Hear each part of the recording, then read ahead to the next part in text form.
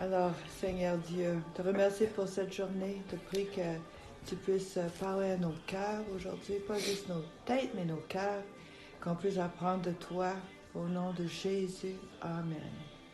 Amen. Et aujourd'hui, on va regarder le psaume 23.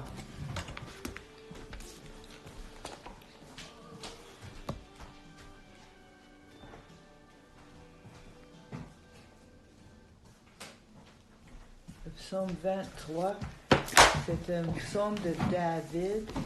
Tu te rappelles, David, c'est celui qui a tué Goliath. Et lorsque David était jeune, toute sa vie, là, il avait 7 frères. Alors, les familles étaient grandes dans le temps. Il avait 7 frères. Et un jour, le prophète Samuel est venu à leur porte, chez eux, coc, coc, coc.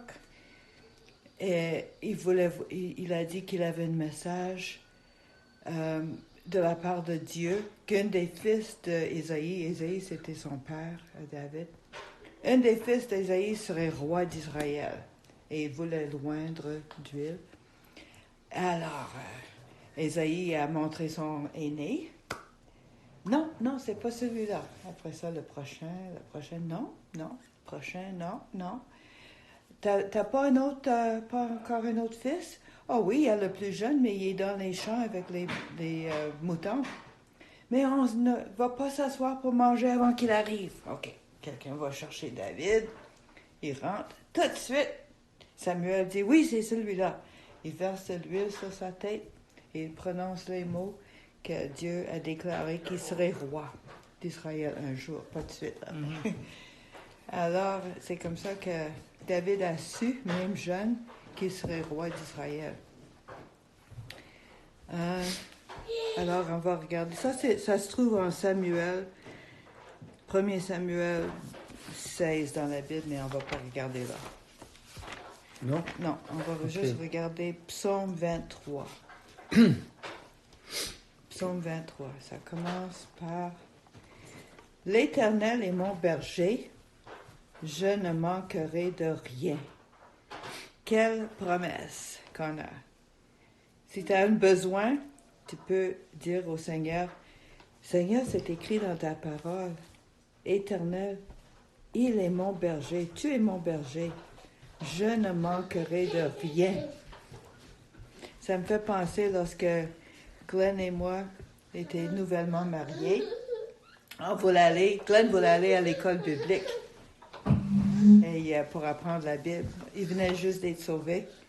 Mais il a compris quelque chose que moi, je n'avais pas compris. Nous autres, on n'avait pas d'argent. On avait comme 100 pièces entre nous deux, puis on était allés à Sherbrooke avec ça. Wow! Mais moi, j'avais l'intention de travailler et payer pour l'appartement et tout ça pendant que lui étudiait. Mais la chose, c'est que on a été mariés 3 mois, j'ai tombé enceinte de Michael. Et, alors, j'ai essayé d'aller chercher un emploi, mais avec un bedon comme ça, il n'y a pas personne qui veut t'engager. Alors, on n'avait pas d'argent qui rentrait. On avait un petit peu de chômage pour un bout de temps, mais on n'avait aucune source, on peut dire, d'argent. Mais l'Éternel est mon berger, je ne manquerai de rien.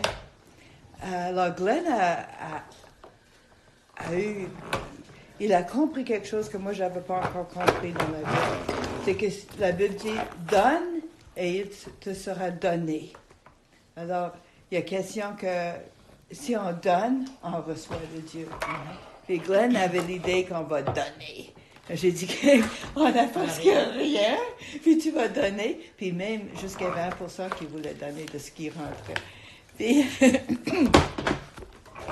moi, je ne dormais pas la nuit parce que j'étais tellement anxieux, parce que je n'avais pas compris. Lui a compris que ça marche, ça.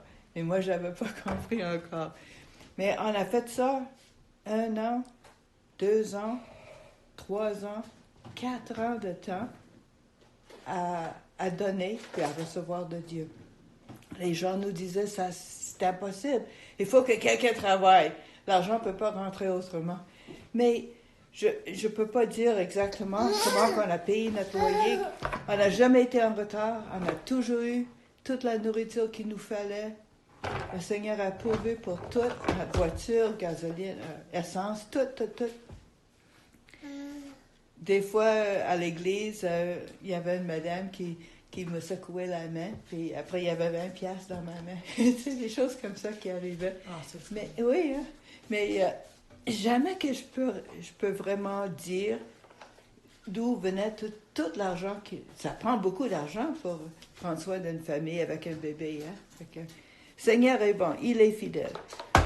Il y a même le président, en effet, de l'école biblique qui a dit, il sait qu'il y a un étudiant qui a déjà essayé ça dans le passé, puis ça n'a pas marché. Oui, mais il ne savait pas, lui. Oui. Il ne savait pas la question de donner. Oui. Donnez et vous recevrez. Oui. Bien sûr, je travaillais les étés, mais c'est Oui. quand même, en effet, c'est Dieu qui n'a pas vu. Oui.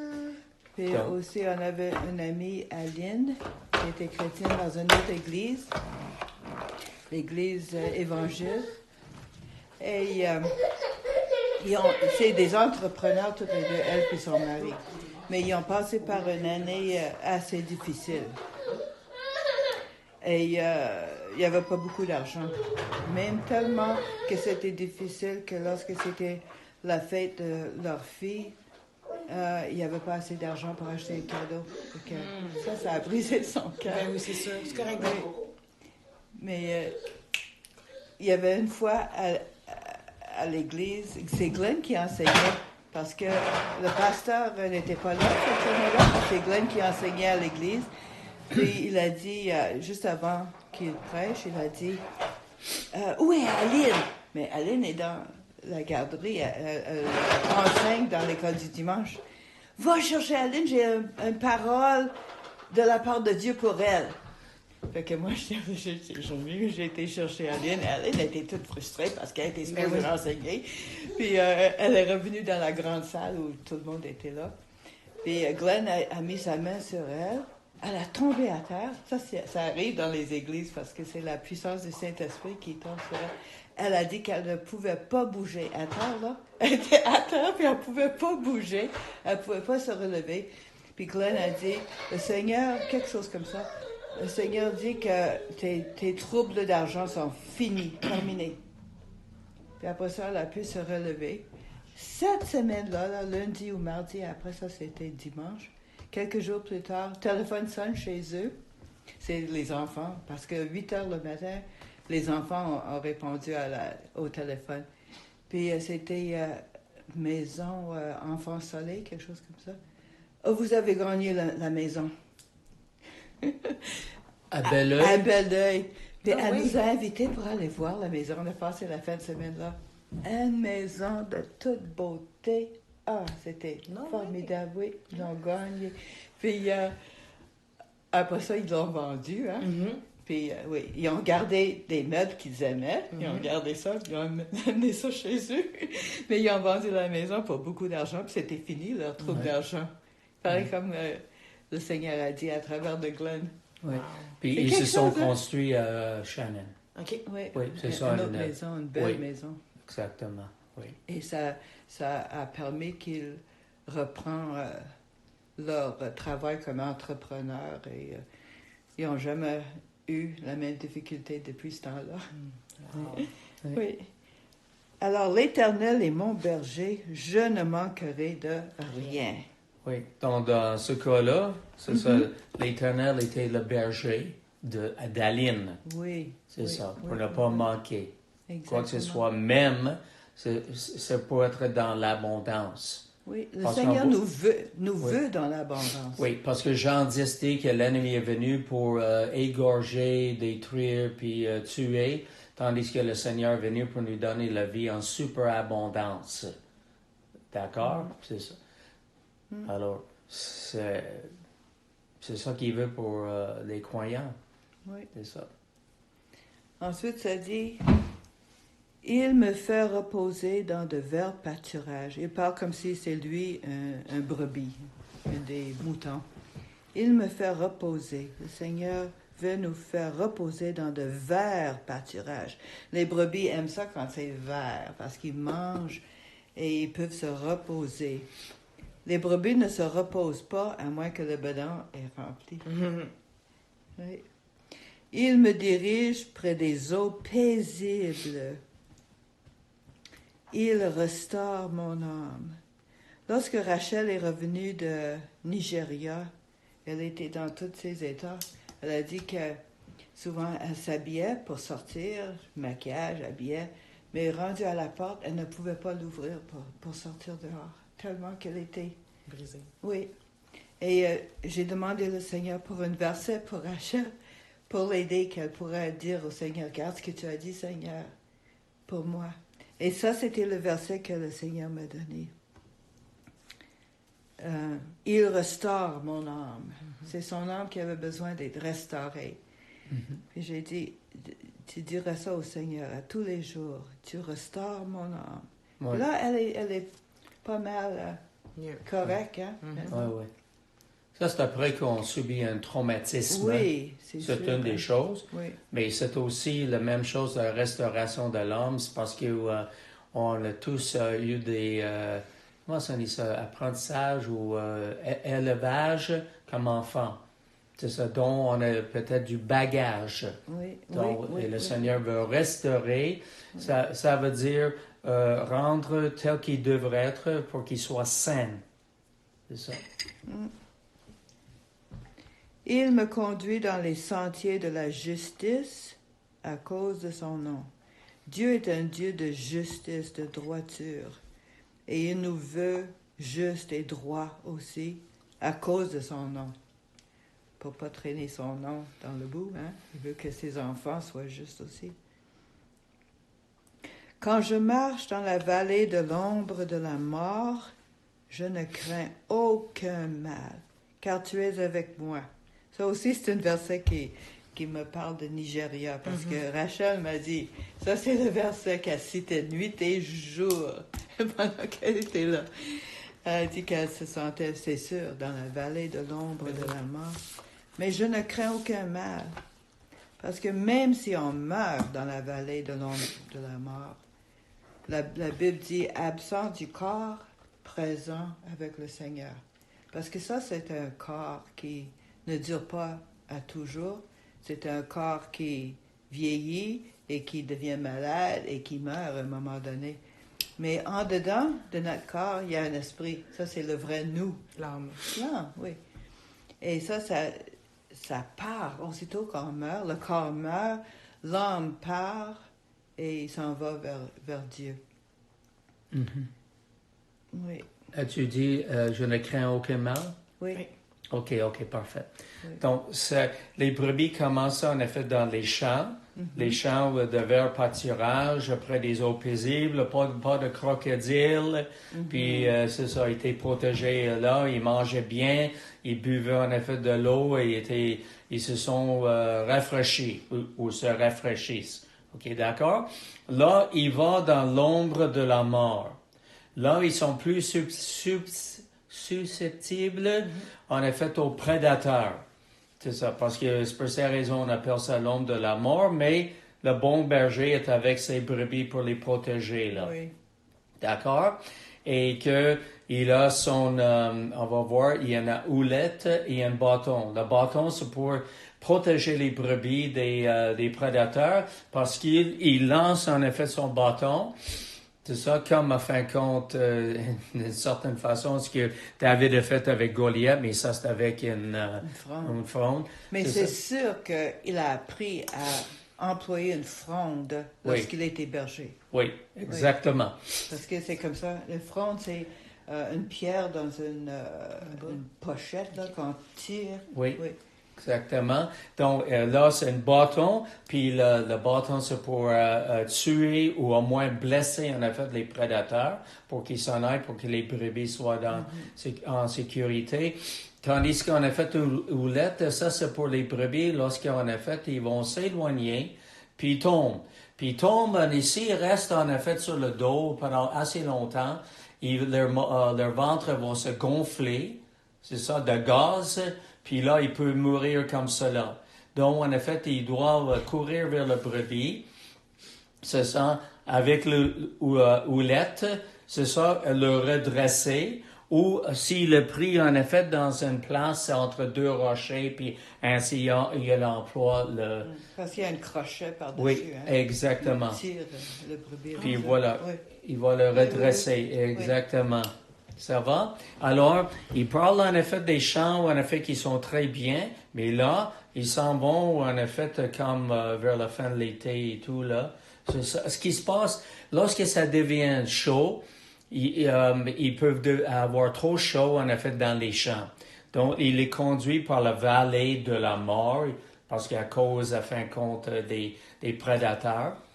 Et dans le cas de David, les gens qui l'entouraient, qui étaient autour de lui, qui voulaient le tuer, n'est-ce pas? D'accord? Et après cela, ils se rendent à la montagne. Puis les sentiers des montagnes étaient les sentiers circulaires pour monter. Puis là, ils pouvaient aller justement en haut pour se rafraîchir. Puis en même temps, afin de ne pas manger tout, en effet, le gazon vert qui est là, en effet, dans les champs. OK? Donc, il était en haut et ça, il parle de quand je marcherai dans... comment est-ce qu'on dit ça encore là? Il dit, il me conduit dans les sentiers de la justice à cause de son nom. Donc, on peut dire que c'est un sentier, à fin de compte, circulaire. Donc, il conduire complètement haut. Là, ils vont se rafraîchir là en haut parce qu'il fait plus frais. Puis ensuite, ils vont manger là-bas. Puis lorsque ça vient vers la fin de l'automne, c'est le temps de descendre avant qu'ils soient mal pris, en effet, sur la montagne. Puis ils vont geler. OK? Donc, ils descendent. Ils descendent encore par la même vallée. OK? Mais, comme David a dit, je ne crains aucun mal car tu es avec moi. OK? Tu es avec moi. C'est ton bâton et ta houlette qui me rassure, donc je suis en sécurité, j'ai la provision, j'ai la protection, le bon berger est là. Je ne manquerai de rien. Et c'est pas juste là, du manger, là. Comme je viens de vous dire, protection, provision et tout. D'accord? Donc, il faisait ça. Des bons bergers faisaient ça. Des mauvais bergers, ce qu'ils faisaient, ils laissaient faire les brebis, ils s'occupaient pas des autres. Leur laine devenait toute maganée. OK? OK? Et ce qui se passe, en effet, s'il y avait des prédateurs, mais il y en a quelques-uns qui se faisaient manger. Et ils mangeaient tout le gazon qui était là dans les champs, jusqu'à ce qu'il y avait plus rien pour les autres à manger. D'accord? Parce que c'était un mauvais berger qui s'en occupait, un berger négligent qui abandonne les brebis. C'est ça. Et puis, c'est pour cette raison, il faut les conduire par la vallée. Et puis, il s'occupe des autres de la vallée. Il peut manger quand même aussi, mais c'est plus risqué. Et ensuite, aller en effet dans les sentiers circulaires pour aller en haut de la montagne. Et puis, vice-versa, en effet, pour revenir là pour l'hiver. Afin qu'il soit proche, en effet, des bâtisses, puis ainsi de suite et tout, là. C'est ça, protégé, là. OK? Oui. Alors, c'est vraiment le berger qui est bon berger, qui est Jésus, qui s'occupe de nous. Oui. Puis il veut pas qu'on reste stagnant, c'est ça? Stagnant. Toujours dans la même place. Et il peut nous conduire aussi par les sentiers dans les vallées de la mort, comme on voit en effet certains chrétiens dans certains pays. Mais je ne crains aucun mal, David a dit, car tu es avec moi. OK? Donc, ça peut être toutes sortes de possibilités d'attaque de la part, en effet, de l'ennemi qui se sert des gens, en effet, pour nous attaquer physiquement, verbalement et tout. Mais le Seigneur est là en tout temps. Et on fait confiance au Seigneur. Donc, c'est pour cette raison il dit « l'Éternel », celui qui existe en lui-même depuis toute l'éternité. Je suis celui qui suis. J'étais celui qui était. Et je serai celui qui sera dans toute l'éternité. C'est celui-là qui est l'Éternel. Ça, c'est son nom. L'Éternel est mon berger personnel. Je ne manquerai de rien. C'est bon, hein? Oui. C'est bon d'avoir un berger comme cela. Dans le Nouveau Testament, je suis le bon berger et je donne ma vie pour mes brebis. Donc, il s'occupe de nous. Et le verset 5 dit, « Tu dresses devant moi une table en face de mes adversaires. » Dieu dresse devant nous une table, plein de bonnes choses, même face à nos adversaires. C'est un hiver, avant que je rencontre Glenn, j'ai passé l'hiver en Angleterre. Puis en revenant, j'avais plus d'argent, puis j'avais besoin d'un emploi. Et je cherchais à cette île par quartier pour un emploi comme secrétaire, parce que moi, j'avais toujours travaillé comme secrétaire pour des compagnies de construction internationales, américaines, très spécifiques. Oui. C'est ce que je faisais. Et j'ai cherché au papier, l'usine de papier là-bas pour un emploi. Et ils m'ont dit, il n'y aura plus question de travailler en anglais au Québec parce que la loi change et il n'y a plus question. Puis partout où j'allais, on me disait la même chose. Je ne peux plus travailler en anglais. Qu'est-ce qui se passe? Qu'est-ce que je vais faire? Oui. Et parce que faut que le français soit parfait pour travailler comme secrétaire. Moi, mon français est loin d'être parfait. Alors, j'avais le numéro de téléphone d'un ami. Il m'avait donné son numéro de téléphone. Et j'ai décidé de l'appeler parce qu'il travaillait à Port-Cartier. J'ai téléphoné parce que j'avais envie d'avoir une épaule pour pleurer. Parce que j'ai téléphoné. C'était pas un numéro privé, c'était le numéro où il travaillait. Okay. Puis le secrétaire me dit qu'il ne travaille plus ici. Puis en parlant avec elle, j'ai su que c'était une compagnie américaine de construction, oui, qui faisait une usine là, à Port-Cartier. Alors, j'ai demandé de parler avec le directeur de personnel. J'ai dit, avez-vous besoin de secrétaire? Ben oui, on a justement besoin d'un secrétaire. Donc, ils m'ont fait venir pour une entrevue. Le Seigneur a dressé pour moi une table dans le désert, on pourrait dire. Dans le désert, pour moi. Parce que c'était exactement la sorte de travail que j'avais toujours fait et que j'aimais. c'est comme ça, c'est miraculeux. À Port-Cartier, tu sais, en plein milieu de Port-Cartier, c'est un petit village de rien. Tu oins d'huile ma tête, comme on a vu que Samuel a oint d'huile la tête de David pour qu'il devienne roi. Le Seigneur nous oint d'huile notre tête parce que ça veut dire c'est quelque chose qu'on fait pour honorer quelqu'un.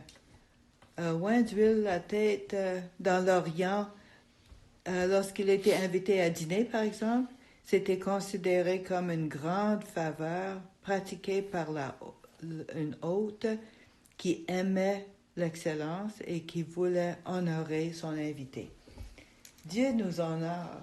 C'est vraiment quelque chose. Il n'était pas satisfait juste de nous sauver, mais il nous honore. Oui. Et puis, c'est en même temps aussi, on met de l'huile, on a fait sur la tête des brebis pour les protéger, on a fait des mouches. Ah oui. Des mouches fatigantes. Oui. C'est ça. Donc, ils mettent ça, on a fait sur leur tête, afin que l'huile les protège justement des mouches et d'autres choses. D'accord? L'onction, en effet, comme croyance, c'est quelque chose. L'onction, lorsqu'on est dans la présence de Dieu, cette onction aussi est quelque chose qui nous rafraîchit, puis qui peut nous délivrer de toutes sortes attaques de l'ennemi. Voilà la question, en effet, d'être dans une assemblée avec d'autres croyants et qui ont pris les uns pour les autres, puis on est ensemble. Alors, c'est Dieu, en effet, qui est là avec son onction. C'est ça, dans les réunions comme cela. Alors, tu loin d'huile ma tête et ma coupe déborde. Oui. Donc, c'est pas une coupe qui est remplie à moitié. Non. C'est une coupe qui est remplie jusqu'au bord et ensuite qui déborde. Oui. C'est ça que je vais dire tout à l'heure. Et dans Jean 10, j'ai dit... l'ennemi est venu pour faire des choses, mais tu viens de donner la vie en abondance. C'est surabondance, c'est excessive, c'est la vie qui déborde. Oui. Ce qui devrait être le cas pour chacun de nous. Oui. D'accord? Est-ce que Dieu ne sait pas lorsque la coupe est pleine? Il sait quand la coupe est pleine, mais il aime ça que ça déborde. Oui, la Oui. balance. Puis il continue à en verser. Oui. Toujours plus. Oui. Parce que pour lui, c'est pas assez qu'on soit sauvé de nos péchés. Il nous donne la vie éternelle. Oui. Il nous appelle ses enfants. Il nous a donné son royaume. Oui, Oui. exactement. Il pourvoit pour tout, Yeah. tout ce qu'il nous faut. Oui. Puis là, en fait, puisque tu as dit éternel, c'est la question des récompenses dans l'éternité, parce que nous avons de la vie éternelle. Mais c'est aussi l'idée, il veut nous récompenser dans l'éternité pour notre fidélité sur la terre, de marcher selon son esprit et de ne pas nous entêter, c'est ça, pour que le berger soit obligé continuellement à employer la houlette pour ramener en effet le brebis à au bon chemin, la bonne voie. Donc, c'est l'idée, il veut nous récompenser pour la collaboration avec l'Esprit Saint, pour nous bénir, pour être une bénédiction à fin de compte pour les autres et pour avoir la vie quand même paisible. C'est ça, parce que les brebis sont tout le temps attaquées, puis achalées, les mouches, puis ainsi de suite, mais non, le berger, c'est pour cette raison c'est important de prendre le temps dans la présence du berger, parce que c'est là, il veut nous oindre notre tête d'huile, OK? Et de faire déborder notre coupe, d'accord? Donc ça, c'est avec la communion personnelle avec le Seigneur dans la prière et dans l'étude de sa parole pour le laisser en effet vraiment venir nous remplir, nous bénir, nous délivrer des choses. C'est ça. Lorsqu'on a des choses sur le cœur, on est capable de lui parler puis lui s'occupe de nous. Là. On sait qu'on se décharge de lui, de tous nos soucis, parce que lui-même prend soin de nous. Comme un berger prend soin des brebis, c'est le Seigneur qui veut faire la même chose pour nous. D'accord? Donc, c'est comme si on a des deux points en avant de nous, puis on dit, Seigneur, je te donne ce problème. Oui. Je ne le reprends pas. Oui. Oui. Faut pas le reprendre. Cette circonstance. Et si ça revient, on continue. Là. Oui. Parce que les mouches fatigantes peuvent revenir. Ça veut dire l'ennemi qui vient nous attaquer, souvent en effet dans nos pensées, pour essayer de nous faire croire des choses que ça peut jamais aller, puis voilà, pour essayer de nous faire inquiéter, rester anxieux dans une situation. C'est ça. Donc, on continue à donner ça au Seigneur. Voilà. Et on fait confiance. Merci Seigneur que tu t'occupes de moi, que tu t'occupes de cette situation. Au nom tout-puissant de Jésus. Ça va? Et le dernier verset, 6. Oui, le bonheur et la grâce m'accompagneront tous les jours de ma vie, et j'habiterai dans la maison de l'Éternel jusqu'à la fin de mes jours. Et il n'y aura jamais une fin à nos jours. Parce que, oui, on a eu un début, parce qu'on n'est pas éternel comme Dieu. On a eu un début, mais nous n'aurons aucun fin. Pour l'éternité, on ne peut même pas concevoir qu'est-ce que c'est l'éternité. Pour toujours, on va vivre. Soit avec Dieu, au ciel, mais il y en a qui vivront pour toujours en enfer aussi. Oui. Ça, c'est pas nous. Mais ce qui est vraiment plus pratique, est-ce que je vais craindre mon avenir sur la terre? D'accord? Il dit le bonheur et la grâce m'accompagneront tous les jours de ma vie terrestre. OK? C'est pas dans l'éternité, là. D'accord? C'est sur la terre. Est-ce que je vais craindre? Parce qu'il a dit, même en face, justement, lorsqu'on passe par la vallée de l'ombre de la mort, je ne crains aucun mal, car tu es avec moi. Alors, les chrétiens, en effet, dans des pays comme l'Iran, des pays comme Nigeria, des pays comme Burkina Faso, des pays comme la Chine communiste, il y a vraiment des adversaires. C'est le psaume 23 qui est bon pour eux autres. Oui. Je ne crains aucun mal car tu es avec moi. Ton bâton et ta houlette me rassurent. On est rassurés. Voilà.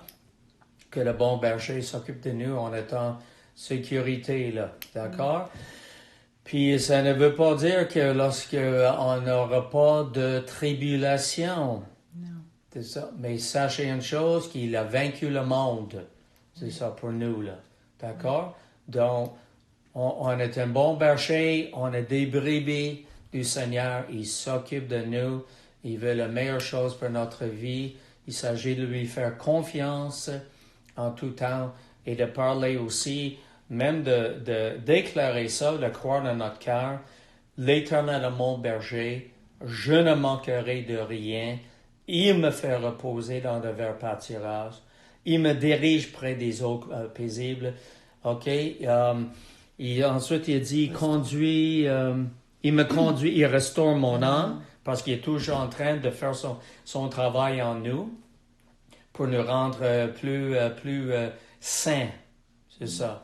Saints d'esprit, saints du cœur, saints de l'âme. Et il me conduit dans les sentiers de la justice à cause de son nom. Alors, il me fait reposer, il me dirige, il me conduit. C'est tout le temps, en effet. Nous, c'est l'importance de nous laisser conduire par le Seigneur. Et il fait ça, bien sûr, par son esprit qui nous habite. Puis il y a des bonnes choses, en effet, en réservation pour nous. D'accord? Mais des fois, on va penser, en effet, oh, il veut que je parle avec telle et telle personne, et puis il veut que je dise telle et telle chose. Puis on va aller figer. À qui est-ce que tu parles, Seigneur? Oui. Hey, tu dois parler à Linda. C'est Linda. Non. Il nous parle personnellement. C'est ça qu'elle nous donne la sagesse. Puis donne-moi la sagesse, Seigneur, et donne-moi l'audace, l'ardiesse. Puis voilà. C'est ça. Aide-moi, en effet, Saint-Esprit, à faire ce que j'ai à faire pour être une bénédiction pour les autres, soit matériellement, c'est ça, peut-être physiquement aider quelqu'un, c'est ça, une personne à traverser la rue qui a vraiment la difficulté, une personne âgée, ou, j'allais dire, oui, non, je suis capable de marcher maintenant, oui, merci Seigneur. Ou, justement, par parole, des paroles d'encouragement, d'édification, et voilà, être efficace dans notre approche avec les gens. D'accord? Parce que l'Éternel est notre berger. Puis il veut qu'on soit vraiment une bénédiction pour les autres. Est-ce que David a écrit ces paroles lorsqu'il était berger ou est-ce qu'il les a écrites comme un vieillard? Il y a beaucoup de chrétiens qui pensent qu'il a écrit ces paroles-là lorsqu'il était vieillard parce qu'il y a tellement de sagesse dans ces paroles. Oui. Mais il se rappelait de ses jours de berger. Oui, exactement. Puis le mot, en effet, il dit le mot ra'a pour berger aussi peut être aussi traduit comme meilleur ami. Le Seigneur est mon meilleur ami, je ne manquerai de rien. Exactement. Ça, c'est bon. Il y a des deux significations Oui. pour cela. Puis on voit à travers de tout cela l'amour du berger, en effet, pour s'occuper de ces brebis-là. Donc, il veut qu'on vienne avoir un repos, un véritable repos dans le cœur. Parce que les brebis, lorsqu'ils sont là dans le vert pâturage et le berger est là, ils sont vraiment rassurés. C'est ça, comme Linda dit, le ventre est rempli, puis ils se reposent, puis ils sont... c'est paisible. Oui. Paisible. Oui, hein? Ouais, c'est merveilleux, là. C'est le cœur de Dieu pour nous.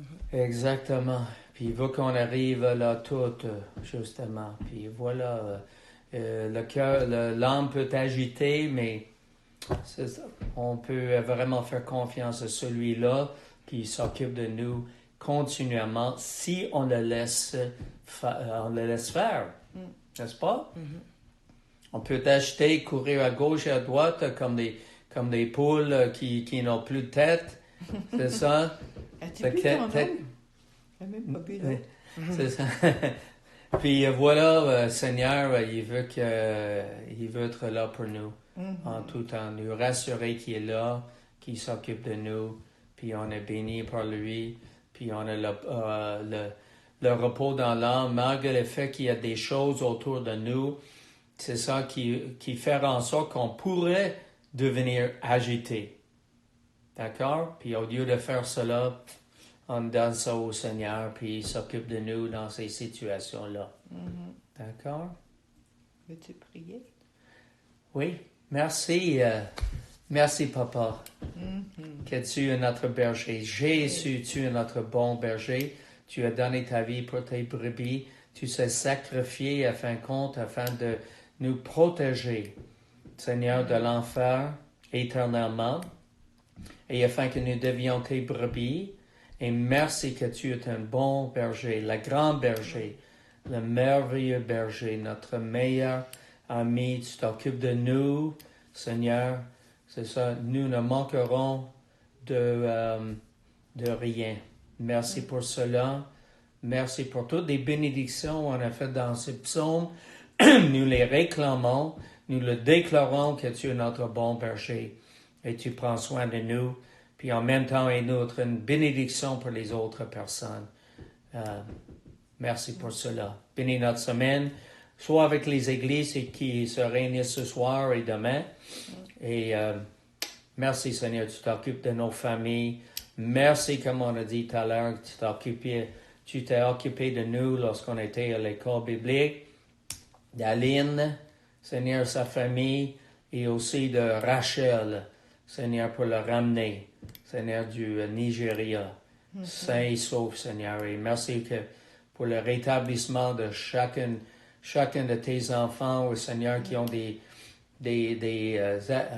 problèmes dans leur vie et qui ont des inquiétudes, des anxiétés, en effet, dans leur âme. Seigneur, nous prions, Seigneur, que tu continues ton travail pour la pleine délivrance et changement, transformation dans chacune de nos vies. Au nom de Jésus, merci que tu es à l'œuvre en nous. Amen. Amen. Amen. Wow. Yes.